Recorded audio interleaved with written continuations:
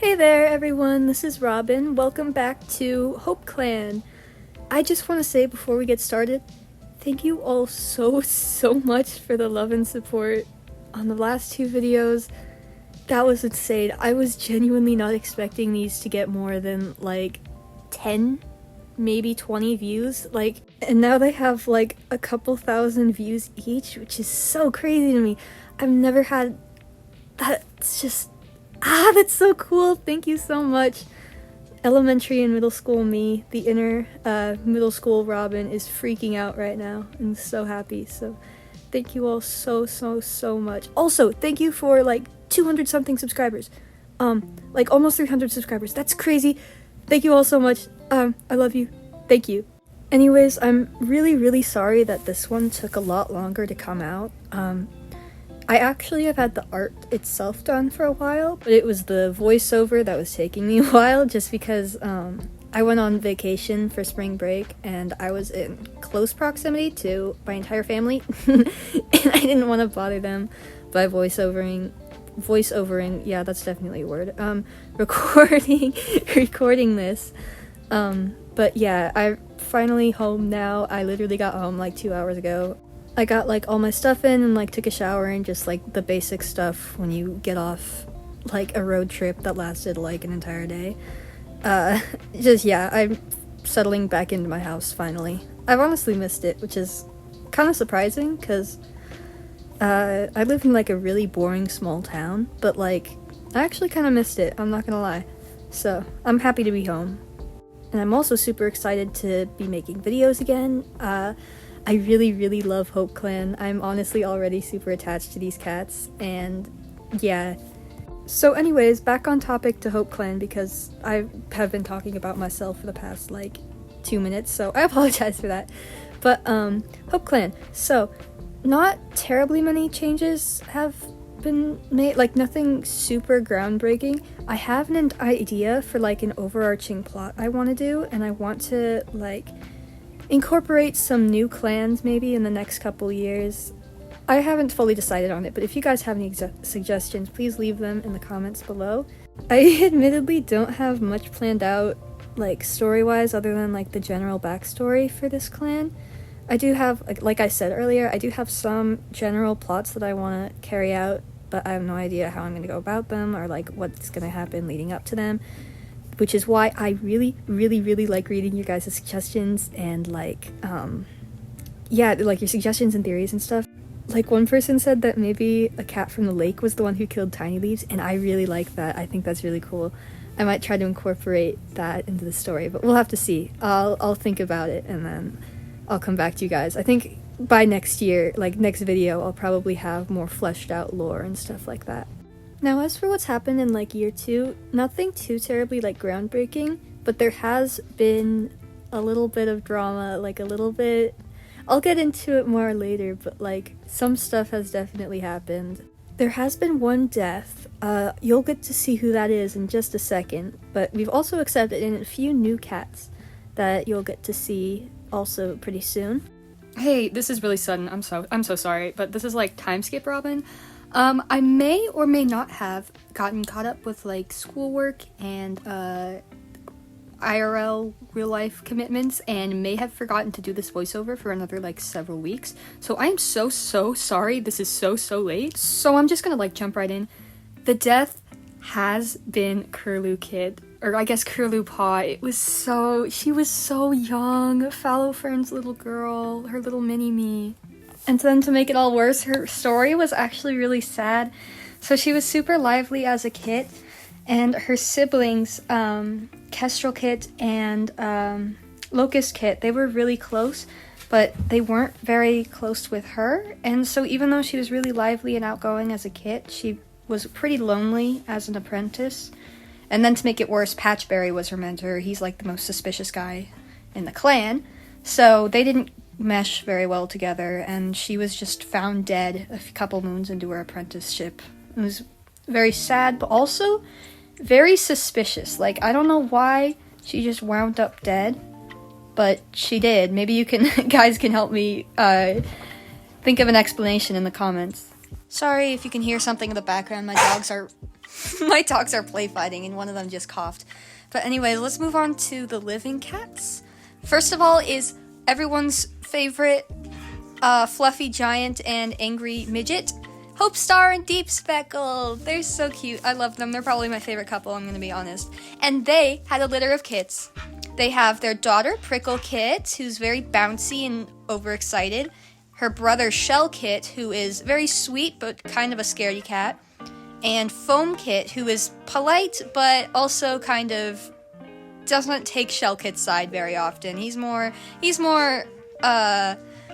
willing to, like, poke fun at him with Prickle Kit than he is defend him. But that's, like, he does... When Prickle Kit goes too far, I think Foam Kit would step in and be like, hey, that's not cool. He is actually genuinely upset. Other than that, there's not really much going on with these two, I'm gonna be honest. They are pretty happy. Like, they have 3 kids together. They're, like, the leader and respected warrior of the clan. I think they're pretty happy. They're doing really good. This is a really, really good year for them. Next up is Tanglefeather and Mapleborough, who actually became mates at the beginning of the year, and at the very end of the year gave birth to a daughter called Lurchkit. In looks, she's basically her mother with tan tail instead of brown. And since she's just literally just born, we don't know much about her yet, but her trait is Daydreamer, which I think could mean that she's pretty creative, which would be a really good halfway point between her parents, who are patient and charismatic. Now the next cat, he's got a little bit of a story to him, so a little bit of drama. So he's a new cat. His name is Oakheart, and he first encountered HopeClan while Patchberry was on his first patrol with his apprentice Curlewpaw. Upon encountering those two, he offered his healing ability to the clan in exchange for shelter. However, Patchberry immediately went on the defense and, like, basically chased him out, told him to get out, or he'd, like, kill him, stuff like that, which, you know, not very good clan-like behavior. But after that, Oakheart, as he was leaving, he accidentally got injured on the Thunderpath and was really near death, and he would have died if it hadn't been for Galestem and his apprentice Locustpaw, who were also on their very first tour of the territory, who came across him and brought him back to camp, where he was nurtured back to health. And he was offered a position as medicine cat, and he accepted it despite, you know, the really bad first impression Patchberry made, but he also explained this to Hope Star. And this acts as a pretty good segue into Irisfur and Patchberry, who have had quite the interesting year. First off, let's just get Patchberry's drama out of the way. He chased off Oakheart and acted very hostile toward him, despite him being, like, very clearly not a threat. And as punishment, and because he, like, scared her so much in that whole debacle, Hope Star actually took Curlewpaw's training away from him and, like, gave her a new mentor. And this really, really frustrated Patchberry, and then it only got worse when he lost half of his tail to a branch falling on it.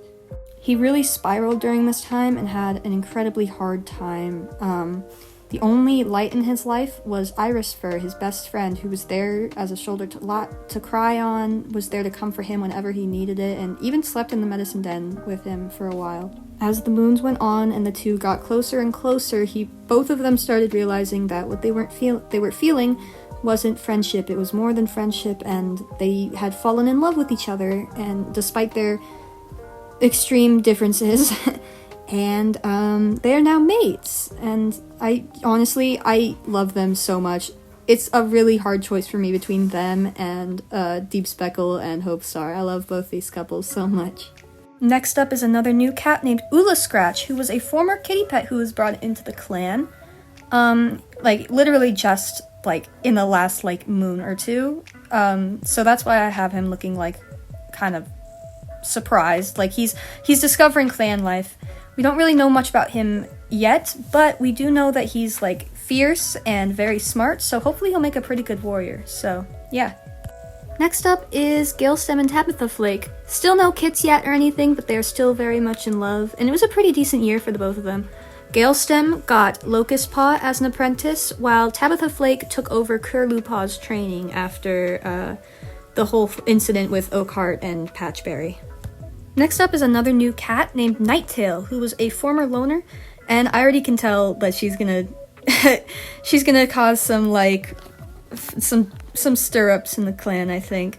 She kind of barged in on Galestem and Tabitha Flake having a romantic walk together and demanded to be brought to their leader to ask to join the clan. She's very brash, I guess, but honestly, I love her so much. She was also the one to find Ula Scratch and bring him in, like, yeah, sure, you can come in, even though she had only been there for like 2 moons. Yeah, she kind of thinks she owns the place, but I like her a lot, honestly. She's so funny. Now we're on to the next page. Next is Blue Cry and Fish Lake Spring. I'm going to talk about these two together because neither of them have terribly much going on and they're pretty connected, so I'll just go with both of them at once. Blue Cry, her daughter, Fur's Kit, who's now Fur's Blaze, as you'll see in a few minutes, she's pretty happy in the clan. Like, she's really proud of her daughter and she's really happy with the life she's built here, but she is starting to miss, you know, having a mate, a loved one, a significant other to spend time with. And when Fish Leg Spring, a kitty pet who is a bit concerning, similar to Patchberry, was brought into the clan, she thought he was, I guess, the most handsome cat ever. She just loved him so much.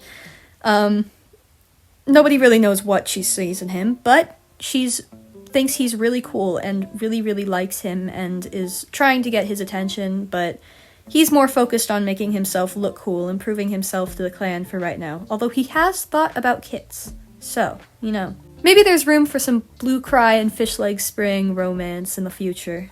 Next up is everyone's favorite siblings, Heron Whisker and Boulder Clouds, although unfortunately not much has happened with them, or maybe fortunately, considering how, you know, some of their clanmates have turned out this year. But Heron Whisker had Locust Paw as an apprentice, and Boulder Cloud seems to have been spending less time in camp lately, so if anyone has an explanation for that, I'm all ears. Now we're getting to our last few cats. Cougar Spot and Sandy Large, who have become mates, are also expecting some kids, which is really exciting. I really love these two as well. I can't wait to see what their kids look like. Next we have Fur's Blaze, who, if you remember, was Blue Cry's daughter. She was very shy and very soft-spoken when she first came in. She was first brought into the clan by her mother as a child, but she's, over the course of the moons that she's been a part of the clan, she's really come out of her shell. She became a pretty loyal apprentice and now is just confident and very sure of herself and sure of her place in the clan. A big part of this was thanks to her mentor Iris Fur, who was very patient and kind and sweet and gentle and all the things Iris Fur is, and she was the perfect mentor for Fur's Blaze to help her come out of her shell. She's really good friends with Locust Fin, Crouch Fern's surviving daughter.